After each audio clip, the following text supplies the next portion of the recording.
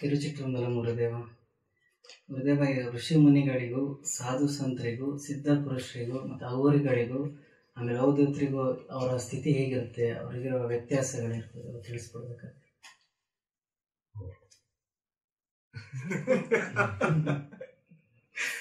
ತಿರುಚಿತ್ರಮಲ ಶಿವವಾಗಲಿ ಮಾಲೆ, ತಿರುಚಿತ್ರಮಲ ಜಯವಾಗಲಿ, ಎಲ್ಲರಿಗೂ ಒಳ್ಳೆಯದಾಗಲಿ.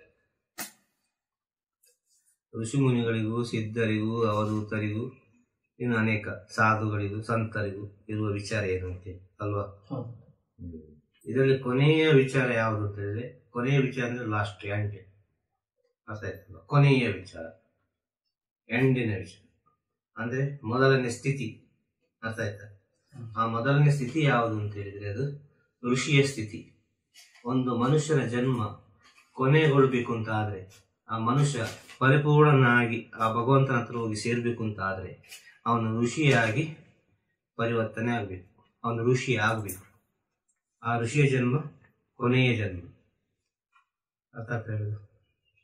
ಋಷಿ ಆದ್ರೆ ಎಲ್ಲದಕ್ಕೂ ಹೋಗಿ ತಲುಪಲಿಕ್ಕೆ ಆಗ್ತದೆ, ಆ ಭಗವಂತನ ಹತ್ರ ಹೋಗಿ ತಲುಪಲಿಕ್ಕೆ ಆಗ್ತದೆ ಋಷಿಯ ಜನ್ಮದಲ್ಲಿ. ಋಷಿ ಅಂದ್ರೆ ಏನು? ಆರು ರುಚಿಯನ್ನು ಬಿಟ್ಟವನು, ಅರ್ಥ ಆಯ್ತಲ್ಲ? ಅವನಿಗೆ ರುಚಿಯೇ ಇಲ್ಲ ಋಷಿ ಅಂತ ಆದವನಿಗೆ. ಒಂದು ವಿಚಾರ. ಇನ್ನೊಂದು ವಿಚಾರ, ಆರು ರುಚಿಯನ್ನು ಒಂದು ಮಾಡಿದವನು, ಅವನಿಗೆ ರುಚಿಯೇ ಇಲ್ಲ. ರುಚಿ ಇಲ್ಲದವನು ಋಷಿ, ಬೇರೆ ಅವನಿಗೆ ರುಚಿ ಇಲ್ಲ, ಅವನಿಗೆ ಟೇಸ್ಟೇ ಇಲ್ಲ. ರುಚಿ ಇಲ್ಲದ್ರೆ ಹೇಗೆ ಬದುಕುದು ಪ್ರಪಂಚದಲ್ಲಿ ಅಲ್ವಾ? ಅವನಿಗೆ ಒಂದೇ ರುಚಿ, ಮೋಕ್ಷದ ರುಚಿ. ಆ ಮೋಕ್ಷದ ರುಚಿ ಯಾರಿಗೆ ಬರ್ತದೋ ಅವರು ಋಷಿ ಆಗ್ತಾರೆ, ಅರ್ಥ ಆಗ್ತಾರೆ? ಇದೆಲ್ಲ ವರ್ಣನೆ ಮಾಡಲಿಕ್ಕೆ ಅಸಾಧ್ಯವಾದಂತ ವಿಚಾರ. ಈ ಗುಣವನ್ನು ಇವರೆಲ್ಲರೂ ಮಾಡುವುದು ಒಂದೇ ಕೆಲಸ, ಆದ್ರೆ ಅವರವರ ಜ್ಞಾನದಲ್ಲಿರುವ ಸ್ಟೇಜ್ಗಳು, ಹಂತಗಳು, ಅರ್ಥ ಆಯ್ತಲ್ವ? ಒಬ್ಬ 7ನೇ ಕ್ಲಾಸ್ ಕಲ್ತಿರ್ಬೋದು, ಒಬ್ಬ 10ನೇ ಕ್ಲಾಸ್ ಕಲ್ತಿರ್ಬೋದು, ಒಬ್ಬ PUC ಮಾಡಿರ್ಬೋದು, ಇನ್ನೊಬ್ಬ ಡಿಗ್ರಿ ಮಾಡಿರ್ಬೋದು, ಇನ್ನೊಬ್ಬ ಅದರಿಂದ ಮೇಲಿನ ಎಜುಕೇಶನ್ ಮಾಡಿರ್ಬೋದು. ಎಷ್ಟು ಎತ್ತರ ಎತ್ತರ ಎತ್ತರ ಸ್ಥಾನ ಇದೆ ಅದರಲ್ಲಿ, ಜ್ಞಾನದಲ್ಲೇ ಹೇಳುದು, ಅರ್ಥ ಆಯ್ತಲ್ಲ? ಅದರಲ್ಲಿ ಕೊನೆಯ ಸ್ಥಾನ ಅಂತ ಹೇಳುದು ಮೇಲಿನ ಸ್ಥಾನ, ಎತ್ತರದ ಸ್ಥಾನ, ಅಲ್ಟಿಮೇಟ್ ಎಂಬ ವಿಚಾರದ ಋಷಿ. ಆದ ಕಾರಣ ನಾವೆಲ್ಲರೂ ಋಷಿ ಪರಂಪರೆಗೆ ಸೇರಿದ್ದೆವು, ನಾವೆಲ್ಲರೂ ಋಷಿ ಪರಂಪರೆಗೆ ಸೇರಿದವರು. ಆದ ಕಾರಣ ದೇವಸ್ಥಾನದಲ್ಲಿ ಕೇಳ್ತಾರೆ ನಿಮ್ಮ ಗೋತ್ರ ಏನು ಅಂತ. ಆ ಗೋತ್ರ ಅಂದ್ರೆ ಏನು? ನಮ್ಮ DNA, ಬೇರೆ ಯಾವ ಪರಂಪರೆಗೆ ನಾವು ಸೇರಿದ್ದು ಅಂತೇಳಿ ಆ ಗೋತ್ರ ಕೇಳ್ತಾರೆ. ಗೋತ್ರ ಕೇಳುವಾಗ ಹೇಳ್ತಾರೆ, ಗೊತ್ತಾಯ್ತಲ್ಲ? ಅವರವರ ಗೋತ್ರವನ್ನು ಹೇಳ್ತಾರೆ, ಅವರವರ ಜಾತಿಗೆ ಸಂಬಂಧಪಟ್ಟ ಒಂದು ಗೋತ್ರವನ್ನು ಹೇಳ್ತಾರೆ, ಗೊತ್ತಾಯ್ತಲ್ಲ? ವಿಷಯಗಳು ಏನು ಗೋತ್ರವೇ ಗೊತ್ತಿಲ್ಲ, ಅವರಿಗೂ ಒಂದು ಗೋತ್ರವನ್ನು ಹೇಳಿದ್ದಾರೆ. ನಿಮ್ಮ ಹಿರಿಯರು ಯಾರನ್ನು ಪೂಜಿಸ್ತಾ ಬರ್ತಾ ಇದ್ರು? ವಿಷ್ಣುವನ್ನು ಪೂಜಿಸ್ತಾ ಬರ್ತಾ ಇದ್ರ, ಅಲ್ಲ ಶಿವನನ್ನು ಪೂಜಿಸ್ತಾ ಬರ್ತಾ ಇದ್ರ? ಅರ್ಥ ಆಗ್ತದೆ? ಈ ಭಾರತ ದೇಶದಲ್ಲಿ ಹೇಳುದು, ಒಂದು ವಿಷ್ಣುವನ್ನು ಪೂಜೆ ಮಾಡೋರು ವೈಷ್ಣವರು, ಇನ್ನೊಂದು ಶಿವನನ್ನು ಪೂಜೆ ಮಾಡೋರು, ಅರ್ಥ ಆಯ್ತಲ್ಲ, ಶೈವರು. ಎರಡು ಪಂಗಡ ಇತ್ತು ಮೊದಲ ಆದಿ. ಅದು ಈಗ ಕೂಡ ಬೆಳೀತಾ ಬಂದಿದೆ, ಬೆಳೀತಾ ಉಂಟು, ಈಗ ಸಹ ಹೋಗ್ತಾ ಉಂಟು ಯಾವ ರೀತಿ. ಆದ್ರೆ ಈಗೆಲ್ಲ ಸ್ವಲ್ಪ ಸ್ವಲ್ಪ ಅರ್ಥ ಮಾಡಿಕೊಂಡಿರಲ್ಲ, ಎಲ್ಲವೂ ಒಂದೇ ಅಂತ ತಿಳಿದು ಎಲ್ಲರೂ ಸೇರಿಕೊಳ್ತಾರೆ ಈಗ. ಒಂದು ಕಾಲದಲ್ಲಿ ಹಾಗೆಲ್ಲ ಆಯ್ತು. ಒಂದು ಕಾಲದಲ್ಲಿ ಹೇಗಿತ್ತು? ಅವರು ಶಿವನನ್ನು ಪೂಜಿಸುವವರು, ನಾವು ಅವ್ರ ಹತ್ರ ಮಾತಾಡಬಾರದು, ಅವ್ರ ಹತ್ರ ಸೇರಬಾರದು, ಅವರಿರುವ ದಾರಿಯಲ್ಲಿ ನಾವು ಹೋಗಬಾರದು ಎಂಬ ವಿಚಾರ ಇತ್ತು ಬಹಳ ಹಿಂದಿನ ಕಾಲದಲ್ಲಿ, ರಾಜ ಮಹಾರಾಜರ ಕಾಲದಲ್ಲಿ, ಅರ್ಥ ಆಯ್ತಲ್ಲ? ಇನ್ನು ಶಿವನನ್ನು ಪೂಜೆ ಮಾಡುವವರು ವಿಷ್ಣುವನ್ನು ಪೂಜೆ ಮಾಡುವವರನ್ನು ದೂರ ಮಾಡ್ತಾ ಇದ್ರು. ಶಿವನೇ ಮೇಲು ವಿಷ್ಣುವೇ ಮೇಲು ಎಂಬ ವಿಚಾರ ಇತ್ತು ಒಂದು ಕಾಲದಲ್ಲಿ.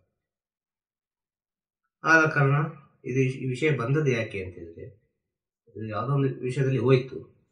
ಈ ಗೋತ್ರ ಗೊತ್ತಿಲ್ಲದವರು ಹೇಳ್ಬೇಕಾದ ವಿಚಾರ ಯಾವುದು? ಶಿವ ಗೋತ್ರ ಇಲ್ಲ ವಿಷ್ಣು ಗೋತ್ರ ಎಂಬ ವಿಚಾರವನ್ನು ಹಿರಿಯರು ಹೇಳಿದರು. ಗೋತ್ರವೇ ಗೊತ್ತಿಲ್ಲ. ಈಗ ಒಂದೊಂದು ಜಾತಿಗೆ, ಒಂದೊಂದು ಕುಲಕ್ಕೆ ಒಂದೊಂದು ಗೋತ್ರ ಉಂಟು, ಅರ್ಥ ಆಯ್ತಲ್ಲ? ಅದು ಅವರ ಜಾತಿಗೆ ಸಂಬಂಧಪಟ್ಟದ್ದು. ಹಾಗೆ ಸಾನಗ, ಸನಾತನ, ಸುಪರ್ಣಸ, ಅಹಬೋನಸ ಅಂತೇಳಿ ಈ ಗೋತ್ರ ಎಲ್ಲ ಉಂಟು. ಆಯ್ತಲ್ಲ, ಇದು ಒಂದೊಂದು ಜಾತಿಗೆ ಸಂಬಂಧಪಟ್ಟ ವಿಷಯಗಳು. ಹಾಗೆ ಅವರವರ ಜಾತಿಗೆ ಅನೇಕ ರೀತಿ ಗೋತ್ರ ಇರ್ತದೆ. ಗೋತ್ರ ಅಂದ್ರೆ ಏನು? ನಮ್ಮ ಮೂಲ. ಆ ಮೂಲ ನಾವು ಹುಡುಕ್ಲಿಕ್ಕೆ ಹೋಗುವ ಎಲ್ಲಿ ಹೋಗ್ತೇವೆ? ಋಷಿಗೆ ಹೋಗ್ತೇವೆ. ನಾವು ಬೇರೆ ನಾವು ಋಷಿಗೆ ಹೋಗಿ ತಲುಪುತ್ತೇವೆ. ಅಲ್ಲಿಂದ ನಾವೆಲ್ಲ ಪ್ರಪಂಚಕ್ಕೆ ಬಂದಿದ್ದೇವೆ. ಅಂದ್ರೆ ಪರಿಪೂರ್ಣ ಮಾನವನಾದ ಲೆಕ್ಕಾಚಾರದಿಂದ ಪರಿಪೂರ್ಣ ಈ ಪ್ರಪಂಚದಲ್ಲಿ ಮಾನವನಾದ ಯಾರು ಅಂತಂದ್ರೆ ಒಬ್ಬ ಋಷಿ. ಮೊದಲೊಬ್ಬ ಋಷಿ ಪರಿಪೂರ್ಣನಾದ, ಅವನು ಬ್ರಹ್ಮಜ್ಞಾನಿಯಾದ, ಅವನು ಈ ಪ್ರಪಂಚಕ್ಕೆ ಅನೇಕ ವಿಚಾರವನ್ನು ಹೇಳಿಕೊಟ್ಟ. ಅದೆಂತ ಇಂದಿನ ಭಾಗದಲ್ಲಿ ಮನುಷ್ಯ ರೂಪ ಇತ್ತು, ಆದ್ರೆ ಮನುಷ್ಯರು ಯಾವ್ಯಾವ ಸ್ಥಿತಿಯಲ್ಲಿ ಇದ್ರು ಅರ್ಥ ಆಯ್ತಲ್ಲ? ವಸ್ತ್ರ ಹಾಕದ ಸ್ಥಿತಿ, ಯಾವ್ದಾದ್ರು ಮಾಂಸವನ್ನು ಊಟ ಮಾಡಿಕೊಂಡು ಕಾಡು ಮನುಷ್ಯರಾಗಿ ಯಾವ ಯಾವ ರೀತಿಯಲ್ಲಿ ಇದ್ರು, ಇದೆಲ್ಲ ವಿಜ್ಞಾನದಲ್ಲಿ ಎಲ್ಲರಿಗೂ ಗೊತ್ತಿರುವಂತ ವಿಚಾರ. ಅರ್ಥ ಆಯ್ತಲ್ಲ? ಮನುಷ್ಯರು ಹೇಗೆ ಇದ್ರು? ಮೃಗಗಳಾಗಿದ್ರು ಅಂತೇಳಿ. ಈ ಮನುಷ್ಯನಲ್ಲಿರುವ ಮೃಗತ್ವ ಹೋಗಿ ಪರಿಪೂರ್ಣನಾಗಿ ಮನುಷ್ಯನಾಗಿ ಈ ಪ್ರಪಂಚ ಅಂದ್ರೆ ಏನು, ಈ ಶಕ್ತಿ ಅಂದ್ರೆ ಏನು, ನಾನು ಅಂದ್ರೆ ಏನು, ನನ್ನ ಒಳಗಿರುವ ಚೈತನ್ಯ ಅಂದ್ರೆ ಏನು, ಎಲ್ಲ ವಿಚಾರವನ್ನು ತಿಳಿದುಕೊಂಡ ಅವನು ಪರಿಪೂರ್ಣ ಮನುಷ್ಯನಾದ, ಅವನೊಬ್ಬ ಋಷಿಯಾದ. ಈ ಸತ್ಯವಾದ ವಿಚಾರ. ಆ ಋಷಿ ಯಾವಾಗ ಸೃಷ್ಟಿಯಾದ ಅವತ್ತಿನಿಂದ ಪ್ರಪಂಚದಲ್ಲಿ ಎಲ್ಲ ವಿಚಾರಗಳು ಸೃಷ್ಟಿಯಾಯಿತು. ಆಗ ನಾವೆಲ್ಲ ಋಷಿ ಪರಂಪರೆಗೆ ಸೇರಿದವರು ಅಂತ ಹೇಳಲಿಕ್ಕೆ ಬಂದದ್ದು. ಅರ್ಥ ಆಯ್ತಲ್ವಾ? ಈ ಒಂದು ವಿಚಾರ, ಋಷಿಗಳ ವಿಚಾರ, ಇದನ್ನ ಹೇಗೆ ವರ್ಣನೆ ಮಾಡುದು? ಇದನ್ನ ಹೇಗೆ ವರ್ಣನೆ ಮಾಡಲಿಕ್ಕೆ ಸಾಧ್ಯ? ಅದು ಹೋಗ್ತಾನೇ ಇರ್ತದೆ ವರ್ಣನೆ ಮಾಡಿದ್ರೆ, ಅಲ್ವಾ?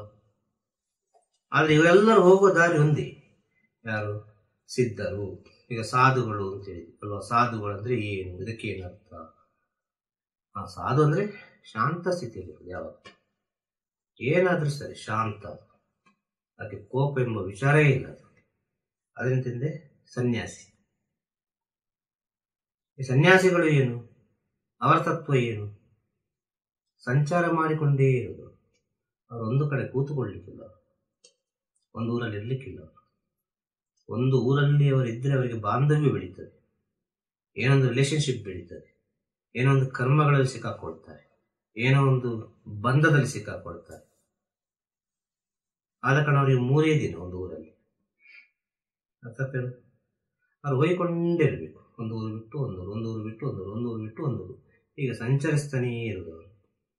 ಅರ್ಥಾತ್ ಅದ್ರಲ್ಲಿ ಅನೇಕ ರೀತಿಯ ಪದ್ಧತಿ ಉಂಟು ಅದರಲ್ಲಿ, ಸನ್ಯಾಸದಲ್ಲಿ. ಈ ಸನ್ಯಾಸ ಬರುವ ಮುಂಚೆ ಯಾವತ್ತಿರ್ತಾರೆ ಅವರು? ವಾನಪ್ರಸ್ಥದಲ್ಲಿರ್ತಾರೆ. ವಾನಪ್ರಸ್ಥದಲ್ಲಿ ಇರ್ತಾನೆ ಅವನು ಸನ್ಯಾಸ ಬರುವ ಮುಂಚೆ. ಅಂದ್ರೆ ಗುರು ಸೇವೆಯಲ್ಲಿ ಇರ್ತಾನೆ. ಆ ಗುರು ಸೇವೆಯಲ್ಲಿ ಅವನು ಸರಿಯಾಗಿ ಪಾಸ್ ಆದರೆ, ಆ ಗುರು ಸೇವೆಯಲ್ಲಿ ಅವನು ಸರಿಯಾಗಿ ತೇರ್ಗಡೆ ಹೊಂದಿದರೆ, ಪರಿಪೂರ್ಣವಾಗಿ ಅವನ ಗುರು ಸೇವೆಯನ್ನು ಮಾಡಿ ಮುಗಿಸಿದ ಅಂತ ಹೇಳಿದರೆ ಅವನು ಶಿಷ್ಯನಾಗಿ ಪರಿವರ್ತನೆ ಆಗ್ತಾನೆ. ಆ ಶಿಷ್ಯನಾಗಿ ಪರಿವರ್ತನೆ ಆಗಿ ಅವನಿಗೆ ಮೊದಲ ಹೆಜ್ಜೆ ಯಾವುದು ಅಂತ ಹೇಳಿದ್ರೆ, ಆ ಶಿಷ್ಯನಿಗೆ ಮೊದಲ ಹೆಜ್ಜೆ ಯಾವುದು ಅಂತಂದ್ರೆ ಸನ್ಯಾಸ. ಬೇರೆ ಆಗ ಸನ್ಯಾಸದಲ್ಲಿ ಯಾವುದೇ ಕಟ್ಟುಪಾಡು, ಯಾವುದೇ ಒಂದು ಅಟ್ಯಾಚ್ಮೆಂಟ್ ಯಾವುದಿರಬಾರದು. ಕೇವಲ ಭಗವಂತ ಮಾತ್ರ, ಹೋಗ್ತಾನೆ ಇರಬೇಕು. ಭಗವಂತ ಮಾತ್ರ ನನಗೆ, ಮತ್ತೆ ಯಾವುದೇ ಕಟ್ಟುಪಾಡುಗಳಿಲ್ಲ ನನಗೆ. ಅರ್ಥ ಆಯ್ತಾ? ನಾನು ಸತ್ತು ಹೋಗಿದ್ದೇನೆ ಈ ಪ್ರಪಂಚದಲ್ಲಿ, ನಾನು ಸತ್ತು ಹೋಗಿ ಜೀವನ ಮಾಡ್ತಾ ಇದ್ದೆ, ನಾನು ಜೀವಂತ ಶವವಾಗಿದ್ದೇನೆ ಎಂಬ ಸ್ಥಿತಿಯನ್ನು ಯಾರೊಬ್ಬ ಅರ್ಥ ಮಾಡಿಕೊಳ್ತಾನೋ, ಆ ಸ್ಥಿತಿಯನ್ನು ಯಾರೊಬ್ಬ ತಿಳಿದುಕೊಳ್ತಾನೋ ಅವನು ಸನ್ಯಾಸಿಯಾಗಿ ಪರಿವರ್ತನೆ ಆಗ್ತಾನೆ. ಅವನಿಗೆ ಅನೇಕ ರೀತಿಯ ವೈರಾಗ್ಯ ಬರ್ತವೆ. ಅರ್ಥ ಆಯ್ತಾ? ವೈರಾಗ್ಯ ಇಲ್ಲದೆ ಜ್ಞಾನ ಪಡೆಯಲಿಕ್ಕೆ ಬಹಳ ಕಷ್ಟ ಇದೆ. ತನ್ನ ಒಳಗೊಂದು ವೈರಾಗ್ಯ ಬರಬೇಕು. ಜೀವಂತ ಶವ ಆಗಲಿಕ್ಕೆ ನಾವು ರೆಡಿ ಆಗಬೇಕು. ಸಾಧಕನಾದ್ರೂ ಕೂಡ ಅವನು ಸಾಯಲಿಕ್ಕೆ ರೆಡಿ ಆಗಬೇಕು. ಆ ಸಾಯಲಿಕ್ಕೆ ಯಾರೊಬ್ಬ ರೆಡಿಯಾಗಿದ್ದಾನೋ ಅವನು ಪರಿಪೂರ್ಣ ಸಾಧಕನಾಗ್ತಾನೆ. ಆ ಪರಿಪೂರ್ಣ ಸಾಧಕನಾಗುವಾಗ ಅವನೊಂದು ಗುರುವಿಗೆ ಪರಿಪೂರ್ಣವಾಗಿ ಶಿಷ್ಯನಾಗ್ತಾನೆ. ಆ ಪರಿಪೂರ್ಣ ಶಿಷ್ಯನಾಗುವಾಗ ಅವನ ಮುಂದಿನ ಹೆಜ್ಜೆ ಸನ್ಯಾಸದ ಹೆಜ್ಜೆ ಆಗಿರ್ತದೆ. ಆ ಸನ್ಯಾಸದ ಹೆಜ್ಜೆಯಲ್ಲಿ ಅವನು ಮುಂದೆ ಹೋಗ್ತಾ ಹೋಗ್ತಾ ಹೋಗ್ತಾ ಹೋಗ್ತಾ ಅವನಿಗೆ ಅನೇಕ ರೀತಿಯ ಅವನ ಒಳಗಿನ ಚೈತನ್ಯಗಳು, ಶಕ್ತಿಗಳು ಗೊತ್ತಾಗಿ ಅವನೊಂದು ಹಂತಕ್ಕೆ ಮೇಲೆ ಹೋಗ್ತಾನೆ. ಅರ್ಥ ಆಯ್ತಲ್ವ? ಅವನು ಸಾಧು ಆಗ್ತಾನೆ. ಎಲ್ಲಾ ವಿಷಯವನ್ನು ತಿಳಿದು ಶಾಂತ ಸ್ಥಿತಿಗೆ ಬರ್ತಾನೆ. ಏನೂ ಇಲ್ಲ. ಅರ್ಥ ಆಗ್ತದೆ? ಇದು ಒಂದೇ ದಾರದಲ್ಲಿ ಹೂವನ್ನು ಕಟ್ಟಿ ಮಾಲೆ ಮಾಡ್ತಾರಲ್ವ, ಅದೇ ಸ್ಥಿತಿ. ಯಾವುದು? ಈ ಆಧ್ಯಾತ್ಮಿಕ ಸ್ಥಿತಿ. ಈಗ ನೀನು ಕೇಳಿದೆಯಲ್ಲ, ಸನ್ಯಾಸ ಅಂದ್ರೆ ಏನು, ಸಾಧು ಅಂದ್ರೆ ಏನು, ಸಂತ ಅಂದ್ರೆ ಏನು, ಇದು ಅವರವರ ಗುಣಗಳಿರುವಂತ ವಿಚಾರ. ಆ ಜ್ಞಾನಿಯ ಗುಣ ಹೇಗೆ ಉಂಟು ಅದರ ಮೇಲೆ ಡಿಪೆಂಡ್ ಆದಂತ ವಿಚಾರ. ಆ ಜ್ಞಾನಿಯ ಜ್ಞಾನ ಹೇಗೆ ಉಂಟು ಅದರ ಮೇಲೆ ಅದು ಡಿಪೆಂಡ್ ಆದಂತ ವಿಚಾರ. ಆ ಜ್ಞಾನಿಯ ಸ್ಥಿತಿ ಹೇಗೆ ಉಂಟು ಅದರ ಮೇಲೆ ಅದು ಅಡಗಿರುವಂತ ವಿಚಾರ. ಅದೇ ಹೇಳಿದ್ದು, ಒಂದೇ ದಾರದಲ್ಲಿ ಹೂವಿನ ಮಾಲೆ ಕಟ್ಟಿದ ಹಾಗೆ. ದಾರ ಒಂದು, ಆದ್ರೆ ಹೂ ಎಷ್ಟಿದೆ? ಯಾವ ಕಲರ್ ಹೂ ಕಟ್ಟಬಹುದು ಒಂದು ದಾರದಲ್ಲಿ ಅಲ್ವಾ? ಆಗ ಇದು ಒಂದು ದಾರದಲ್ಲಿ ಮೊದಲ ಹೂ ಒಂದು ಹೆಜ್ಜೆ ಆದರೆ ಅದು ಪರಿಪೂರ್ಣವಾಗುವುದು ಋಷಿ ಆಗ್ತದೆ. ಅರ್ಥ ಆಗ್ತದೆ ನಿಮಗೆ? ಒಂದು ವಿಚಾರ. ಎಲ್ಲಿ ಬಂದೇವೆ ನಾವು? ಸಾಧುನಲ್ಲಿ. ಆ ಸಾಧುನಲ್ಲಿ ಬರುವಾಗ, ಈ ಸನ್ಯಾಸದಿಂದ ಸಾಧುಗೆ ಹೋಗುವಾಗ ಅಲ್ಲಿ ಎರಡು ಡಿವೈಡ್ ಆಗ್ತದೆ ಅವರವರ ಅನುಭವಕ್ಕೆ ತಕ್ಕ ಹಾಗೆ. ಅರ್ಥ ಆಯ್ತಲ್ವ? ಕೆಲವರು ಸಂತರಾಗ್ತಾರೆ.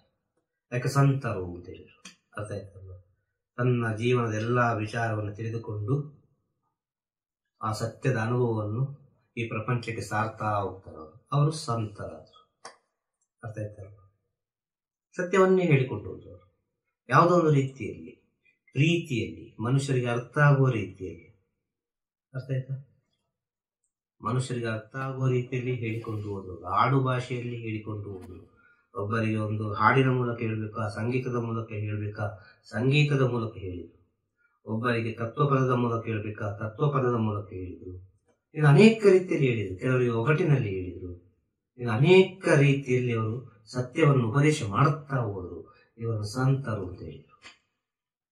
ಇವರನ್ನು ಸಂತರು ಅಂತ ಹೇಳಿದ್ರು. ಅರ್ಥ ಆಯ್ತು? ಇದನ್ನು ಒಂದೇ ಹಂತ ಹಂತ ಹಂತ ಹಂತ ಹತ್ತಿತ ಹೋಗುವಾಗ ಅವರ ಜ್ಞಾನ ಬದಲಾಗ್ತಾ ಹೋಗ್ತದೆ, ಅವರ ಸ್ಥಿತಿ ಬದಲಾಗ್ತಾ ಹೋಗ್ತದೆ.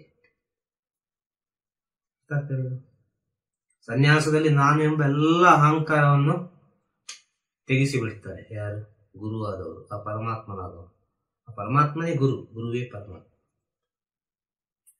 10 ಮನೆಗೆ ಹೋಗಿ ಭಿಕ್ಷೆ ಬಿಡಬೇಕು, ಸಿಕ್ಕಿದರೆ ಮಲ್ಕೊಳ್ಬೇಕು, ಯಾರು ಕೊಟ್ಟರು ಅದನ್ನು ಸ್ವೀಕಾರ ಮಾಡಬೇಕು, ಯಾವುದನ್ನು ತಿರಸ್ಕಾರ ಮಾಡುವಾಗಿಲ್ಲ. ಬೈಗಳನ್ನು ಕೂಡ ಸ್ವೀಕರಿಸಬೇಕು. ಒಬ್ಬ ಹೊಡಿತಾನೆಂದು ಹೇಳಿದ್ರೆ ಅದನ್ನು ಕೂಡ ಸ್ವೀಕರಿಸಬೇಕು. ಎಲ್ಲಾ ವಿಚಾರವನ್ನು ಸ್ವೀಕರಿಸಬೇಕು. ಇದೆಲ್ಲ ಸ್ವೀಕರಿಸಿ ಏನಾಗ್ತಾನೆ ಅವನು? ಸತ್ಯ ಗೊತ್ತಾಗ್ತಾನೆ, ಅವನು ಶಾಂತನಾಗ್ತಾನೆ. ಆ ಶಾಂತ ಸ್ಥಿತಿಯಲ್ಲಿರ್ತಾನಲ್ಲ ಒಬ್ಬ, ಅವನು ಸಾಧು. ಅರ್ಥ ಆಯ್ತಾ? ಅವನಿಗೆಲ್ಲ ಗೊತ್ತಿದ್ರೆ ಅವನು ಶಾಂತದಲ್ಲೇ ಇರೋದು. ಎಲ್ಲ ವಿಷಯ ಗೊತ್ತಿರ್ತಾರೆ, ಅದು ಶಾಂತ ಸ್ಥಿತಿ ಇರ್ತಾನೆ. ಅವನು ಸಾಧು.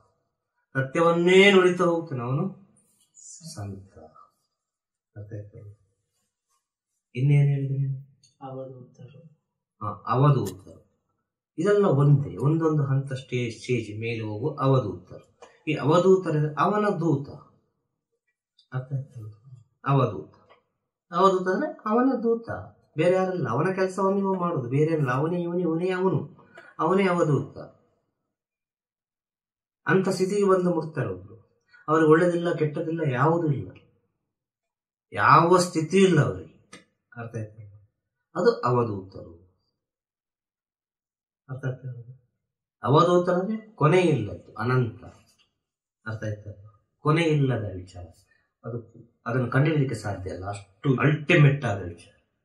ಯಾವುದು? ಅವಧೂತ, ಕೊನೆ ಇಲ್ಲದ ವಿಚಾರ. ಅರ್ಥ ಆಯ್ತಲ್ಲ? ಅವಧೂತ ಅರ್ಥ ಆಯ್ತಲ್ಲ? ವಾಯುವನ್ನೇ ಗೆದ್ದವ, ಮರಣವನ್ನೇ ಗೆದ್ದವ. ಅವನಿಗೆ ಮರಣದ ಭಯವೇ ಇಲ್ಲ. ಅವನಿಗೆ ವಾಯುವನ್ನು ಗೆಲ್ಲಬೇಕಾದ್ರೆ ಅವನು ಯಾರಾಗಿರ್ಬೇಕು ಅಲ್ವಾ? ಭಗವಾನ್ ನಿತ್ಯಾನಂದ್ರ ಅವಧೂತರು, ಅವರು ವಾಯುವನ್ನೇ ಗೆದ್ದವರು. ಅರ್ಥ ಆಗ್ತದೆ? ಅಷ್ಟು ಸುಲಭ ವಿಚಾರ. ಅವರು ಮರಣವನ್ನೇ ಗೆದ್ದವರು. ವಿಷಯಗಳು ಇದೆಲ್ಲ ಅವರವರ ಜೊತೆಗಿದ್ದು ನಾವು ಇಂಥ ಮಹಾನ್ಗಳ ಜೊತೆ ಇದ್ದು ಕೆಲವೆಲ್ಲ ವಿಚಾರಗಳನ್ನು ನಾವು ಅರ್ಥ ಮಾಡಿಕೊಳ್ಬೇಕು. ಅವರವರ ಅನುಭವದಲ್ಲಿ ತಿಳಿದುಕೊಳ್ಬೇಕಾದ ವಿಚಾರ ಇದೆ. ಅರ್ಥ ಆಯ್ತಲ್ಲ? ಅವರಿಗೆ ಮರಣವೇ ಇಲ್ಲ ಅವರಿಗೆ. ಆದರೆ ಪ್ರಪಂಚದಲ್ಲಿದ್ದಾರೆ ಹೇಗೆ ಅವರು ಓಡಾಡೋದು ಅಂತ ಹೇಳಿದ್ರೆ, ಅವರ ಒಳಗಿನ ಎಷ್ಟು ವಾಯು ಉಂಟು ಅಷ್ಟೇ ವಾಯುವನ್ನು ಅವರು ಉಪಯೋಗಿಸಿಕೊಂಡು ಅವರ ಜೀವನ ಇರ್ತದೆ. ನಮ್ಮ ಹಾಗೆ ಈ ಮೂಗಿನಿಂದ ಶ್ವಾಸವನ್ನು ತಗೊಳ್ಳೋದಿಲ್ಲ ಅವರು. ಅರ್ಥಾಗ್ತದೆ? ವಾಯುವನ್ನು ಗೆದ್ದವರ ಸ್ಥಿತಿ ಹೇಗಿರುತ್ತದೆ ಅಂತ ಹೇಳಿದ್ರೆ, ಅವರು ಮೂಗಿನಿಂದ ಶ್ವಾಸವನ್ನು ತೆಗೆದುಕೊಳ್ಳುವುದಿಲ್ಲ. ಅವರು ಒಂದು ಸಲ ಒಂದು ಪ್ರಕೃತಿಯಿಂದ ಶ್ವಾಸವನ್ನು ತಗೊಂಡ್ರೆ ಅದು ಎಷ್ಟೋ ಗಂಟೆಗಳ ಕಾಲ ಅವರವರ ಕೆಪಾಸಿಟಿಗೆ ತಕ್ಕ ಹಾಗೆ, ಅವರವರ ಯೋಗ ಶಕ್ತಿಗೆ ತಕ್ಕ ಹಾಗೆ ಅದೆಷ್ಟೋ ಗಂಟೆಗಳಾಗುವುದು, ಎಷ್ಟೋ ದಿನಗಳಾಗುವುದು. ಆ ಸ್ಥಿತಿಯಲ್ಲಿ ಅವರು ಇರ್ತಾರೆ. ನಿರ್ವಿಕಲ್ಪ ಸಮಾಧಿಯಲ್ಲಿ ಇರ್ತಾರೆ. ಮಾತಾಡದಿದ್ರೂ ಕೂಡ ನಿರ್ವಿಕಲ್ಪ ಸಮಾಧಿಯಲ್ಲಿ ಅವರು ಇರ್ತಾರೆ. ಅದು ಅಂತರಾತ್ಮದ ವಿಚಾರ. ಅದು ಬಹಳ ಕಷ್ಟದ ವಿಚಾರ. ಅರ್ಥ ಆಯ್ತಲ್ಲ? ಅವಧೂತರ ಬಗ್ಗೆ ಏನು ಹೇಳುವುದು, ಹೇಗೆ ವರ್ಣನೆ ಮಾಡಿ. ಒಂದೊಂದು ಅವಧೂತರ ಸ್ಥಿತಿ ಒಂದೊಂದು ರೀತಿ ಅಲ್ವಾ? ಅಲ್ಲಿ ಅವ್ರತ್ರ ಜ್ಞಾನ ಇದೆ ಅಲ್ವಾ? ಅವರತ್ರ ಎಲ್ಲ ವಿಚಾರಗಳಿದೆ. ಆಲೋಚನೆ ಮಾಡಬೇಕು ಸ್ವಲ್ಪಲ್ಲ.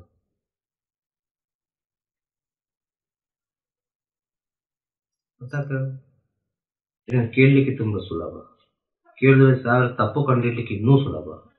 ಎಲ್ಲವೂ ಸುಲಭವೇ, ಸತ್ಯವನ್ನು ತಿಳಿಯುವುದು ಮಾತ್ರ ಬಹಳ ಕಷ್ಟ ಅಲ್ವಾ?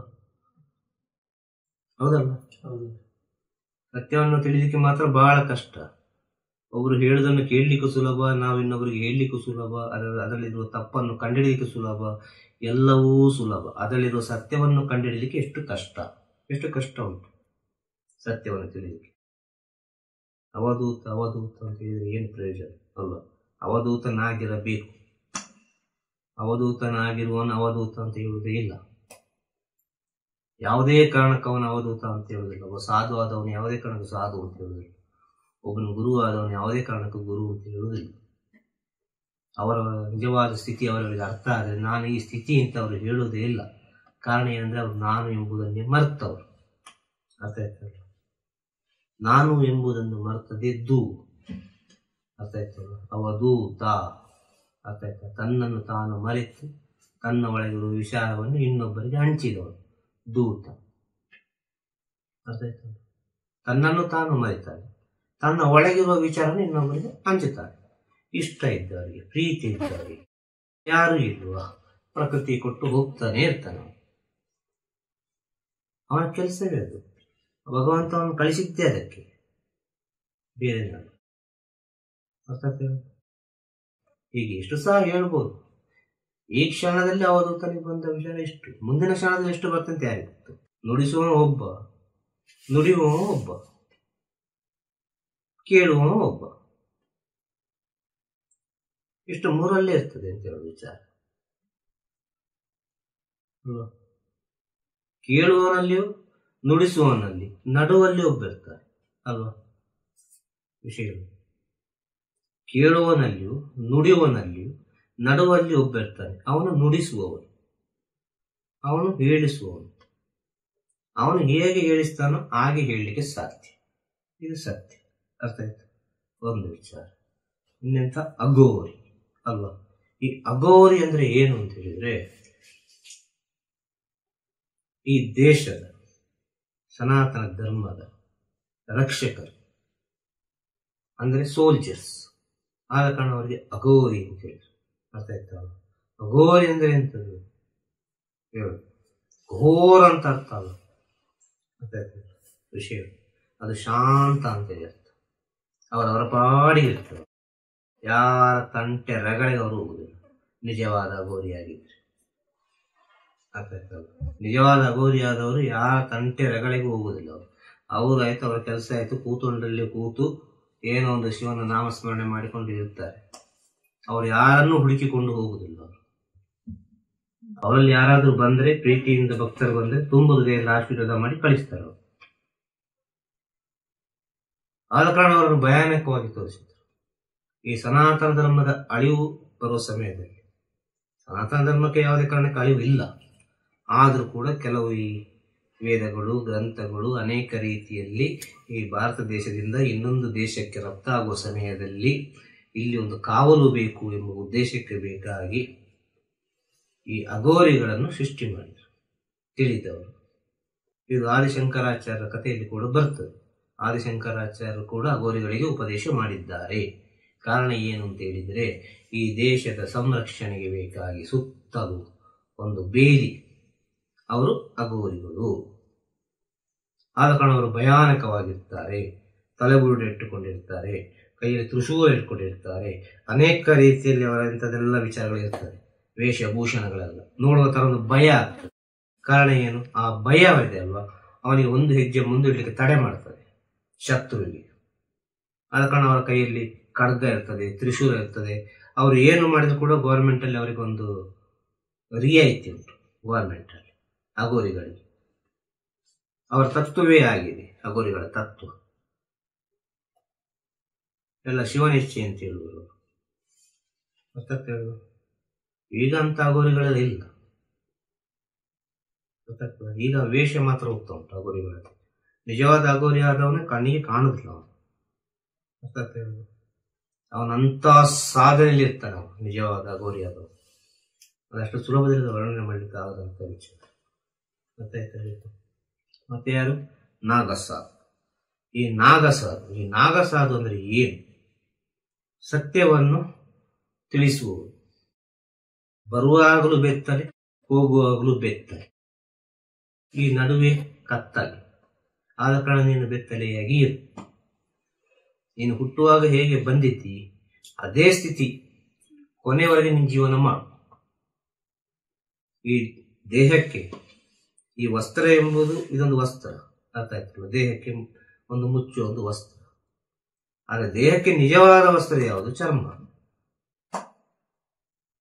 ಈ ದೇಹಕ್ಕೆ ನಿಜವಾದ ವಸ್ತ್ರ ಚರ್ಮ, ಭಗವಂತ ಕೊಟ್ಟ ವಸ್ತ್ರ ಇದು. ಇದೇ ಸಾಕು ನಮಗೆ. ಈ ಸತ್ಯವನ್ನು ತಿಳಿದವರೆಲ್ಲ ದಿಗಂಬರ ಸ್ಥಿತಿಯಲ್ಲಿ ಇರ್ತಾರೆ, ಅರ್ಥ ಆಯ್ತಲ್ಲ? ಈ ಸತ್ಯವನ್ನು ತಿಳಿದ ಜ್ಞಾನಿಗಳು, ಇದೇ ಸತ್ಯ, ಇದೇ ಸರಿಯಾದ ದಾರಿ ಅಂತೇಳಿ ಅದನ್ನೇ ಯಾರು ಒಬ್ಬ ಸ್ವೀಕಾರ ಮಾಡಿದ್ರೆ ಅವ ದಿಗಂಬರ ಸ್ಥಿತಿಯಲ್ಲಿ ಇರ್ತಾನೆ. ಅವ ಅಲ್ಲಿ ತಲುಪಿ ಆಯ್ತು, ಅವ ಒಂದು ಮುಟ್ಟಿ ಆಯ್ತು ಒಂದು ಸ್ಥಳಕ್ಕೆ, ಅವ ಅಲ್ಲೇ ಇರುದವ, ಇಲ್ಲಾಗಿ ಅಂದಾಡುದಿಲ್ಲ. ಇದೇ ಸತ್ಯ, ನನ್ನ ಸ್ಥಿತಿ ಇನ್ನು ಮೇಲೆ ಹೀಗೆ, ನಾನು ಹೀಗೆ ಹೋಗ್ತೇನೆ ಪ್ರಪಂಚದಲ್ಲಿ, ಹೌದಲ್ವ ಅಂತ. ಆ ಸತ್ಯೊಬ್ಬನಿಗೆ ಅರ್ಥ ಆಗಿಕೊಂಡ್ರೆ, ಅದರಲ್ಲಿ ಅವನು ನಿತ್ತು ಬಿಟ್ರೆ ಮತ್ತೆ ಅವನು ಹಾಗೆ ಇರ್ತಾನೆ. ಅದೆಂತ ಮನಸ್ಸಿರಬೇಕು ಅದು. ಕಾಲಭೈರವನ ತತ್ವವನ್ನು ಪಾಲಿಸ್ತಾ ಹೋಗ್ತಾರೆ. ಕಾಲಭೈರವನಿಗೆ ಯಾವ ರೀತಿಯ ವಸ್ತ್ರಗಳಿಲ್ಲ, ಅರ್ಥ ಆಯ್ತು?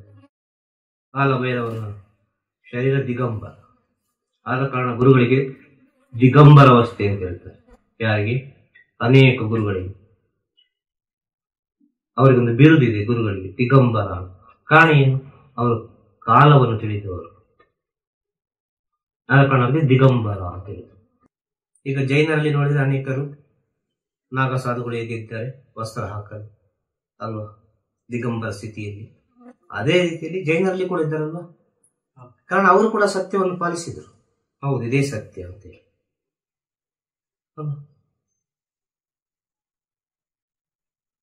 ಕಾರಣ ಏನು? ಮಹಾವೀರನಿಗೆ ಜ್ಞಾನೋದಯ ಆಯಿತು.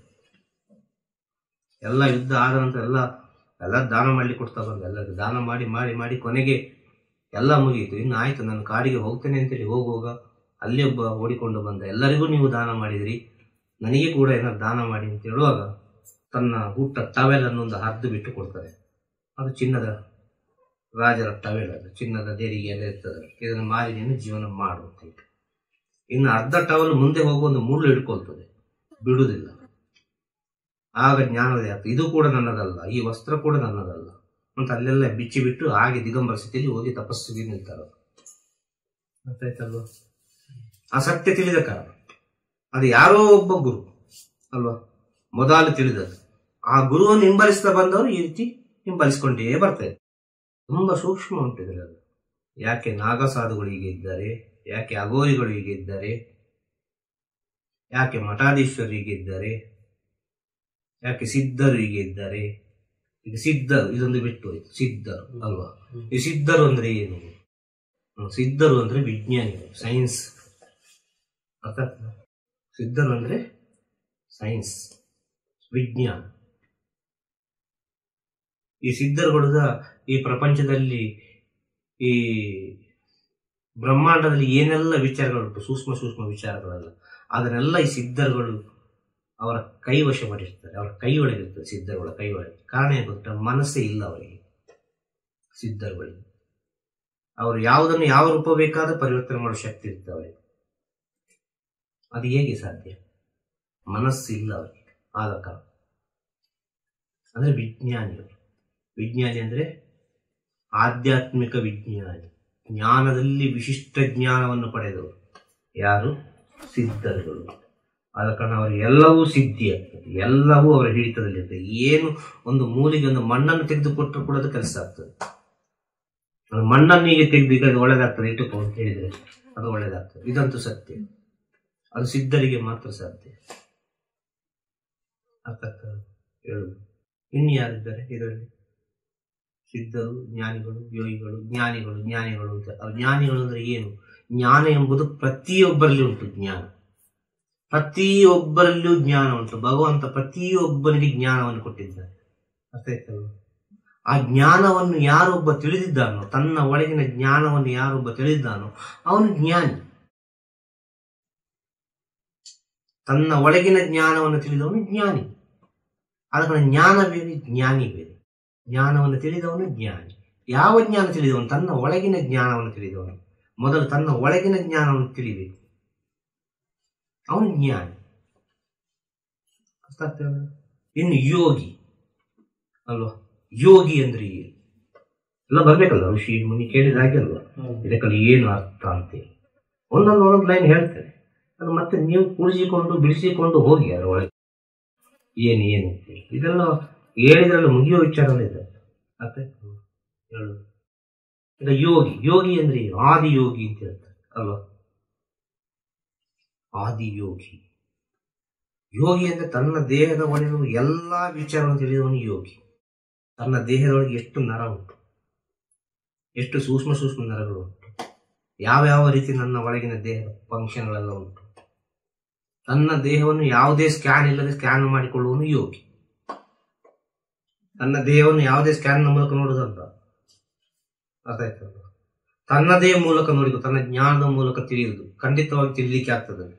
ಇಲ್ಲಿ ಇಂಥ ಪ್ರಾಬ್ಲಮ್ ಉಂಟು, ಇಲ್ಲಿ ಇಂಥ ಪ್ರಾಬ್ಲಮ್ ಉಂಟು, ಇಲ್ಲಿ ರಕ್ತ ಸಂಚಾರ ಸರಿ ಇಲ್ಲ, ಇಲ್ಲಿ ಗಾಳಿ ಹೋಗ್ತಾ ಇಲ್ಲ ಮೇಲೆ, ಇದೆಲ್ಲ ವಿಚಾರ ತಿಳ್ಕೊಳ್ಳಿಕ್ಕಾಗ್ತದೆ.